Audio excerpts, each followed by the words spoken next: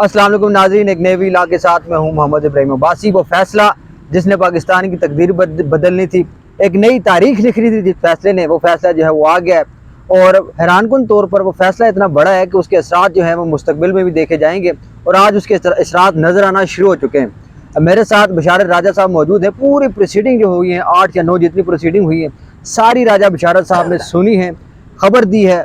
और मीटिंग जो उसके बाद हुई फैसला जारी करने या ना करने के हवाले से, उसके हवाले से भी राजा साहब ने रिपोर्ट किया। राजा साहब, जो फैसला आया है, क्या आपको तवक्को थी कि 11/2 से ये फैसला आएगा?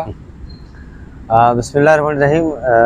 इब्राहिम, मुझे ये तवक्को नहीं थी कि 11/2 से फैसला आएगा, लेकिन 4 जून को जब इस केस की समाअत शुरू हुई, बुनियादी तौर पर ये केस कहाँ से शुरू हुआ था? ये केस मार्च के आखिरी हफ्ते में, जब या मिड मार्च में, जब सुप्रीम इलेक्शन कमीशन पाकिस्तान में सुन्नी इत्तेहाद कौंसिल ने मखसूस नशिस्तों के लिए वहाँ दरख्वास्त दायर की, तो साथ वहाँ पर पीपल्स पार्टी, PMLN और नून लीग उसमें फरीक बन गई। इलेक्शन कमीशन पाकिस्तान ने फैसला उनके अगेंस्ट दिया। तो उसके बाद फिर ये हुआ कि सुन्नी इत्तेहाद कौंसिल ने इलेक्शन कमीशन पाकिस्तान के फैसले के खिलाफ पेशावर हाई कोर्ट से रुजू किया। 5 रुकनी लार्जेस्ट बेंच ने वो पेशावर हाई कोर्ट के 5 रुकनी लार्जेस्ट बेंच ने सुन्नी इत्तेहाद कौंसिल की दरख्वास्तें मुस्तरद कर दी, खारिज कर दी जी, कि तुसी सीटा नहीं लै सकते, कानूनी सीटा नहीं मिलती। क्योंकि इलेक्शन कमीशन पाकिस्तान ने जो फैसला किया ना, वो दुरुस्त किया उन्होंने जनाब, कि वो सीटें जो है ना वो बाकी जमातों में खैरात के तौर पर बांटी जाएगी, उन्हें वो कहते माले गनीमत के तौर पर बांटी जाएगी, तो नहीं मिल सकनिया। फिर ये हुआ कि हाँ तुसी ऐल नहीं हो, क्योंकि तुसी फरिस्त जमा नहीं करवाई सुप्रीम कोर्ट इलेक्शन कमीशन में।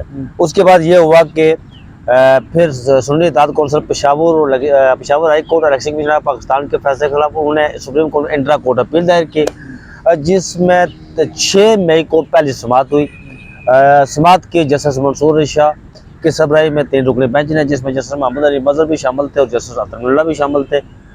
इस बेंच ने यह किया जी कि पेशावर हाई कोर्ट के फैसले के खिलाफ स्टे देते हुए उन्होंने ये लिखा कि इससे पहले, आज से कबल, मखसूस नशिस्तों के हवाले से जितने भी फैसले हुए हैं उन्हें आईनी और कानूनी तहफ़्फ़ुज़ हासिल है, लेकिन आज के बाद ये मखसूस नशिस्तों पर बनने वाले मेंबरान असम्बली किसी भी आईनी और कानूनी तशरीआत में शरीक नहीं होंगे। सही, वो रोक दिया गया, सस्पेंड कर दिया था। और फिर मामला जजेस कमेटी में भेज दिया गया, क्योंकि दूसरी तरफ से जो इलेक्शन कमीशन पाकिस्तान के बड़े हुनर और काबिल वकील हैं जनाब सिकंदर बशीर मोहम्मद साहब, ऊंचा लंबा कद और बड़ी बड़ी बातें करने वाले, और फिटनेस भी अच्छी है, फिटनेस अच्छी है उनकी, दो इसमें कोई शक नहीं है। लेकिन बात यह है कि इलेक्शन कमीशन पाकिस्तान को फंसाने में भी बड़ा करदार है उनका जनाब, बहुत आम करदार है। जहांगीर तरीन साहब के भी वो वकील हैं। हाँ, उनके भी वकील है। उनके ये हुआ नाज़रीन के उन्होंने कहा नहीं जी, ये मामला चूंकि आईनी मामला है, आइन की तशरीह करनी है 2-3 निकात की, तो उन्होंने कहा जी कि इस मामले को जो है ना वो लार्जेस्ट बेंच सुने, या फिर इसका जो आप ये मामला भेज दें नहीं जजेस कमेटी में भेज दें, वो जो फैसला करेगी तो उस पर हम उस पर को कहेंगे ठीक है, हमारा सदा कर। जजेस कमेटी में मामला गया, तो जजेस कमेटी ने जनाब 31 मई को फुल कोर्ट तश्कील दे दी। 31 मई को 6 जून को इसकी पहली समाअत थी, 4 जून को, 4 जून या 6 जून, इन दोनों में से कोई एक तारीख थी, 4 या 6 इनमें से कोई तारीख थी। पहली समाअत थी उसकी 6 जून को पहली समाअत थी इसकी। तो पहली समाअत धीरे चलती गई, कुल टोटल इसमें 7 समाअतें हुई, एक उसको डालकर जो 3 रुकनी बेंच ने की थी, टोटल 8 समाअतें हुई। अदलिया के सामने, सुप्रीम कोर्ट के सामने बहुत सारे नए निकात सामने आए, वहाँ पर कुछ चीज़ें इस्टेब्लिश हुई।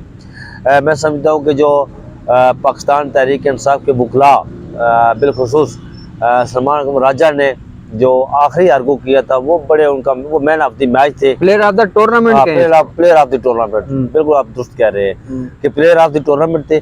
सुन्नी इत्तेहाद कौंसिल के जो वकील थे फैसल सिद्दीकी, उन्होंने भी चीज़ें एस्टेब्लिश की।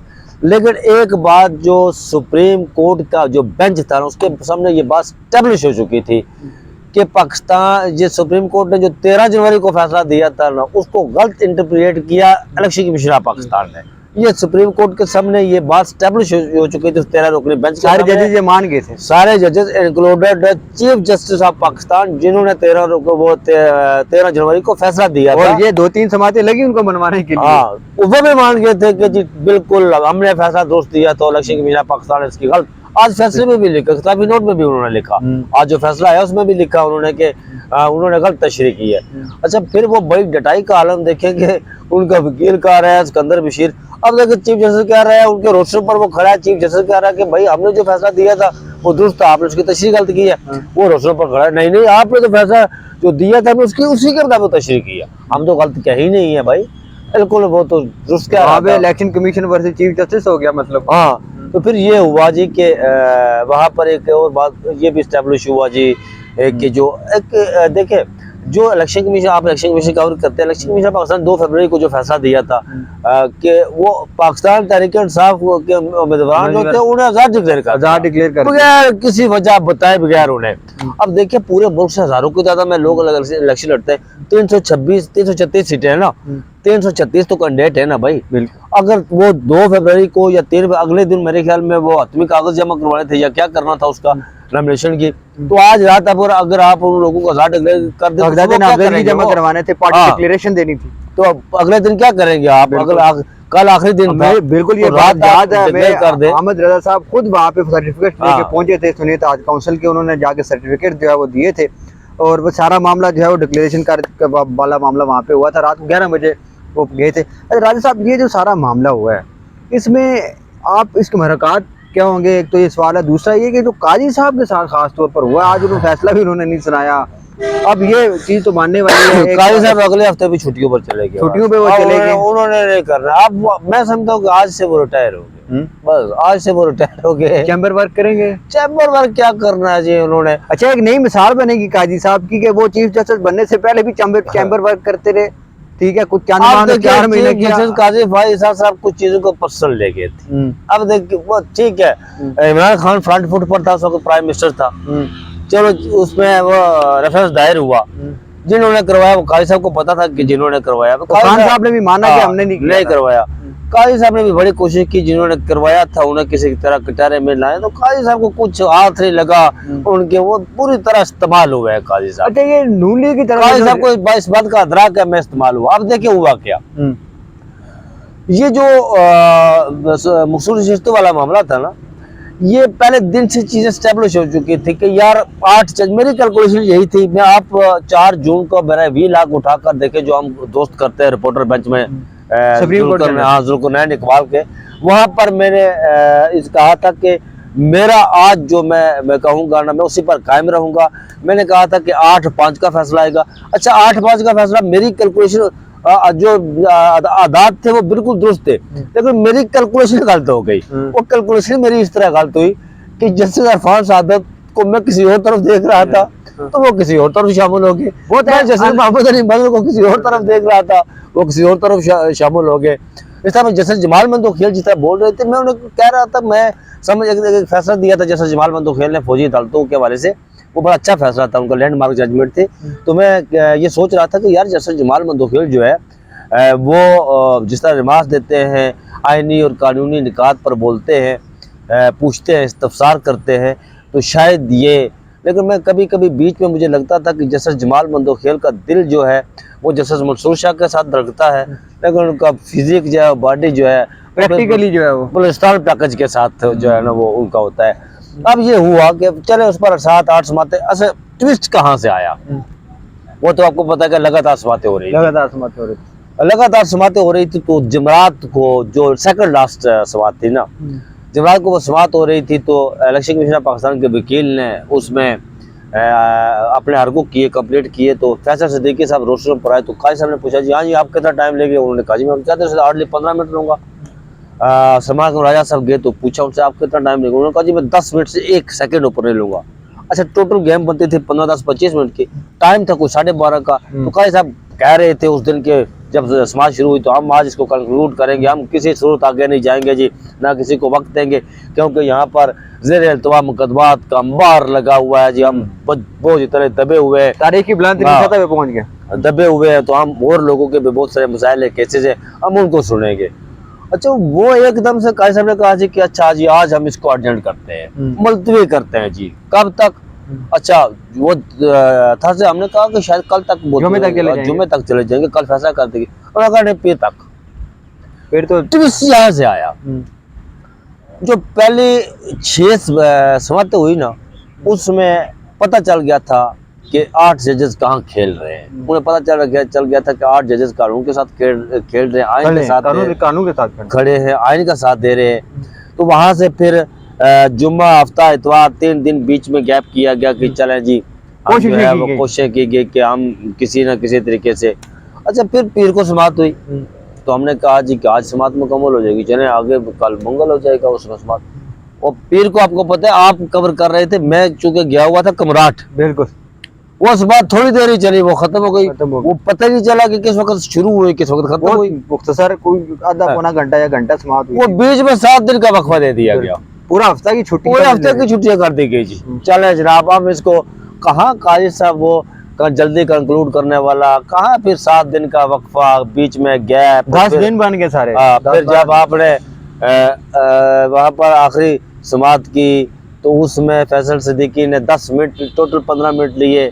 फिर सलमान अकबर राजा साहब आए, उन्होंने हार्डली 10 मिनट से, मेरे ख्याल में थिंक सो, अगर वो रिकॉर्डिंग उठाकर देखे ना, 1 सेकंड उन्होंने अपने लिया। बिल्कुल। तो काजी साहब ने पूछा वहां पर, मैं जो कि आइन के टेक्स्ट की बात करता हूँ, सलमान अकबर राजा साहब क्या आप आइन को मानते हैं? उन्होंने कहा जी बिल्कुल मानता हूँ। तो 51 का उन्होंने हवाला दिया, उन्होंने कहा जी 51 तो ठीक है, लेकिन 51 ये भी कहता है कि जो सीटें जो जीतता है सियासी जमात देती है, उसके तनासब से उन्हें सीटें दी जाती है, ये खैरात में या नहीं बांटी जाती सीटें, या माल गनीमत के तौर पर उनमें तकसीम नहीं की जाती।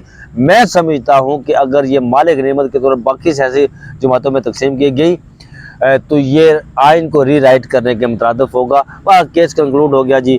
तो हमने कहा कि शायद शाम तक कोई आ जाए काज लिस्ट के, कल फैसला हो, लेकिन बीच में वो फैसले वाला दिन नहीं आया। फिर अगले दिन हमें पता चला जी आज मुशावरत हो रही है, हतमी नतीजे पर पहुंचेंगे, क्योंकि जजेस हतमी नतीजे पर नहीं पहुंच रहे, वाला भी नहीं पहुंचा।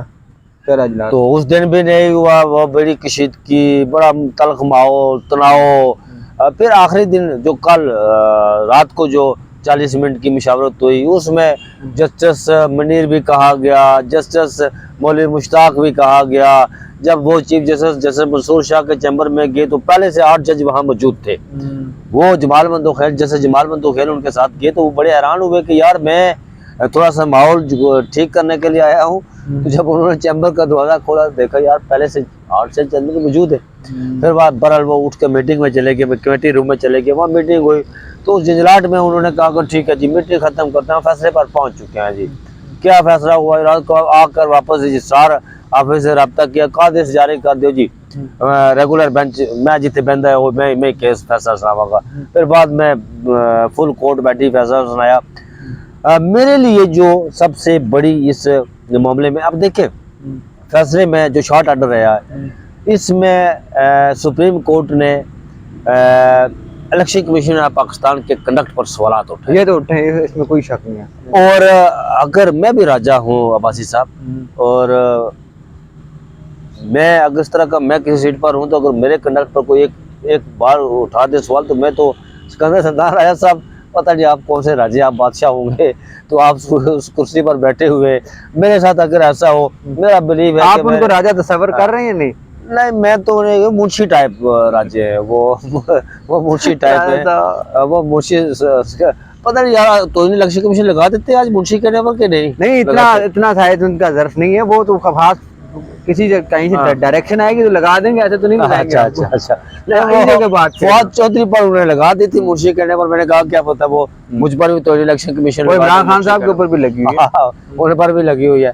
तो सिकंदर सरदार राजा साहब, मैं भी राजा हूँ, लेकिन मेरा बिलीव इस बात पर है कि रिज़्क जो अल्लाह ने मेरे मुकद्दर में लिखा हुआ है, उसे बदसूरत मुझे देना है, कोई छीन नहीं सकता। ये ताकत, ये आनी जानी चीजें हैं। अगर कोई थोड़ी बहुत बंदा शर्म ही कर लेता है जनाब, खाली सिकंदर सुल्तान साहब के पास ताकत है। और ताकत क्या है, वो कठपुतली है, ताकत क्या है। लेकिन ऐसी कठपुतली बनने का गालियां दुनिया भर में गालियां दे रहा है, अजीब आदमी है सिकंदर सुल्तान। बतौर राजा आपको कैसा फील हो रहा है कि एक राजा जो है वो इस तरह के फैसले कर रहा है? क्या फील हो रहा है राजा साहब? राजा साहब बेइज्जती करवा देती है जनाब। राजा साहब तुम मेहरबानी करो, कोई रिजा कर दो, कोई थोड़ी बहुत ग्रेस होती है, कोई एथिक्स होते हैं, कोई हया होती है, बकौल ख्वाजा आंसू की मुंह जुबानी। चले ऐसा भी आपकी मर्जी है, कुर्सी आपको बहुत अजीज है, पर इज्जत गैरत हमीयत वालों को ये कुर्सी तो अजीज नहीं होती। आपके कंडक्ट पर बड़े सवाल उठाए। अब चाहिए क्या सुप्रीम कोर्ट को? सुप्रीम कोर्ट को चाहिए कि जुडिशियल काउंसिल में इनके खिलाफ रेफरेंस दायर करवा के वहां पर इन्हें खड़ा करें। तफसीली फैसले में बिल्कुल आ सकता है, इन्हें कटहरे में खड़ा करें और इन पर आर्टिकल 6 लगाएं, क्योंकि जिस तरह आज उन्होंने फैसले में लिखा है, चीफ जस्टिस काजी फाजिल ईसा ने भी फैसले में लिखा है अपने में, गो के उन्होंने खिलाफ किया, लेकिन खिलाफी नोट में लिखा है उन्होंने इलेक्शन कमीशन पाकिस्तान ने कल तशरीह की और मिसकंडक्ट के मुर्तकिब हुए। उन्होंने तो 2024 को जो इलेक्शन, वो आपका क्या इज्जत रह गई आपकी इसके अंदर से नारायण साहब? वो आपका जो नोटिफिकेशन था 2024 मार्च का, वो ना देने वाला, वो तो सुप्रीम कोर्ट ने उड़ा दिया, सटा सही कर दिया। आपकी क्या इज्जत रह गई है? वो 2 फरवरी वाला फैसला जो 1000 डिक्लेयर किए थे वो भी खत्म हो गया, तो क्या इज्जत रह गई आपकी हजूर? मतलब ये तो फिर वो बातें हुई। बहरहाल ये है जी कि मैं आज के इब्राहिम वाहिद साहब, आज के बाद मैं आपके वीलॉग में प्रॉमिस करता हूँ, आज के बाद मैं चीफ जस्टिस ऑफ पाकिस्तान पर तनकीद नहीं करूँगा। बहुत बहुत शुक्रिया राजा, इसलिए तनकीद नहीं करूँगा कि मैं समझता हूँ कि अब यार बस बहुत हो गया। नहीं नहीं नहीं, मैं आज रिटायर तस्वर करता हूँ। आप रिटायर सर? हाँ बस। बहुत बहुत शुक्रिया बेचारा राजा साहब ने कि बकौल जो है वो काजी फाइज ईसा साहब जो है प्रैक्टिकली अब रिटायर हो चुके हैं और इनकी तरफ से तनकीद भी नहीं की जाएगी। अगले व्लॉग तक हमें इजाज़त दीजिए। अल्लाह हाफिज़।